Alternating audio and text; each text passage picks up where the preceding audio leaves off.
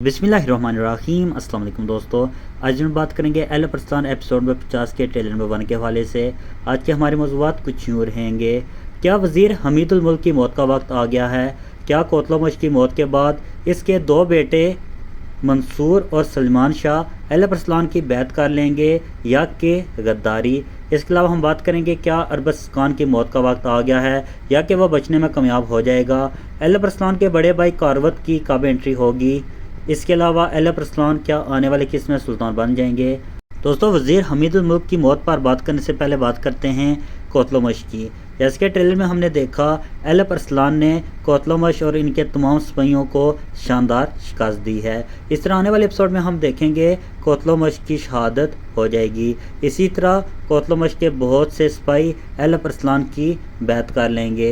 इसी तरह एल अरसलान उन्हें माफ़ कर देंगे। अगर बात करें अरबाज खान की, तो अरबाज खान की मौत नहीं होगी। अलावा एल अरसलान के बड़े भाई की एंट्री भी होने जा रही है और यकीनी तौर पर हम कह सकते हैं आने वाले एपिसोड में शायद उनकी एंट्री हो जाए। इसके अलावा अगर बात करें वज़ीर हमीदुल मुल्क की, यहाँ पर मैं अपने नाज़रीन को बताता चलूँ, वज़ीर हमीदुल मुल्क अब एल अरसलान की साइड देगा। इसी तरह वो कोशिश करेगा कि वो सलमान को तख्त से उतार दे, मगर एल अरसलान अब अपनी ताकत से तख्त भी हासिल कर लेंगे। नेक्स्ट एपिसोड में वज़ीर हमीदुल मुल्क की मौत भी हो जाएगी और इसी तरह आने वाले एपिसोड में हम देखेंगे आने वाले एपिसोड के आखिर पर सुल्तान एल अरसलान ही हमें तख्त पर नज़र आएंगे।